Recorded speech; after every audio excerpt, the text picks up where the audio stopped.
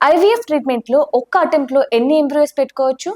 ఇప్పుడు IVF treatment వెళ్ళే కపుల్స్‌కి అండి, ఎన్ని నంబర్ ఆఫ్ ఎంబ్రియోస్ తయారైతాయన్నది వాళ్ళ ఎగ్ నంబర్, క్వాలిటీ బట్టి ఉంటుంది. కొంతమందికి 1 ఎంబ్రియో తయారవ్వచ్చు. కొంతమందికి 10 ఎంబ్రియోస్ తయారవ్వచ్చు.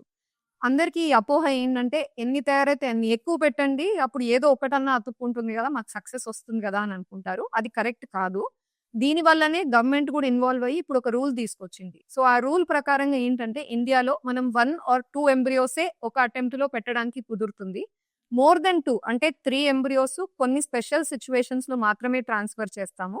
అది ఎవరిలో అంటే లేడీ వయసు 35 ఇయర్స్ కంటే ఎక్కువ ఉంది అన్నా, లేదా 2 ఆర్ మోర్ అబార్షన్స్ లేదా మిస్‌క్యారేజెస్ తనకి హిస్టరీ ఉన్నాయన్నా, థర్డ్ వచ్చేసి 2 ఆర్ మోర్ ఐవీఎఫ్ ఫెయిల్యూర్స్ తనకి ఉన్నాయి అంటే మాత్రమే 3 దాకా పెట్టొచ్చు. అదర్‌వైజ్ మనం ఓన్లీ 1 ఆర్ 2 ఎంబ్రియోస్ మాత్రమే ట్రాన్స్‌ఫర్ చేస్తాం. నెక్స్ట్ వచ్చేసి రూల్స్‌ని పక్కన పెడితే, ఇప్పుడు ఇద్దరు పిల్లలు సిజేరియన్ ద్వారా అయింది.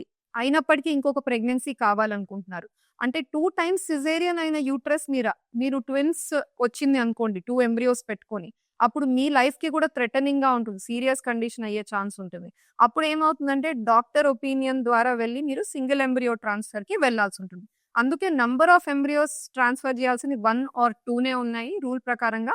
దాంట్లో కూడా ఎవరికి ఓన్లీ సింగిల్ ఎంబ్రియో వెళ్తే బెటర్ అన్నది మీరు మీ డాక్టర్‌తో కన్సల్ట్ అయ్యి డిసైడ్ అవ్వాల్సిన నిర్ణయం.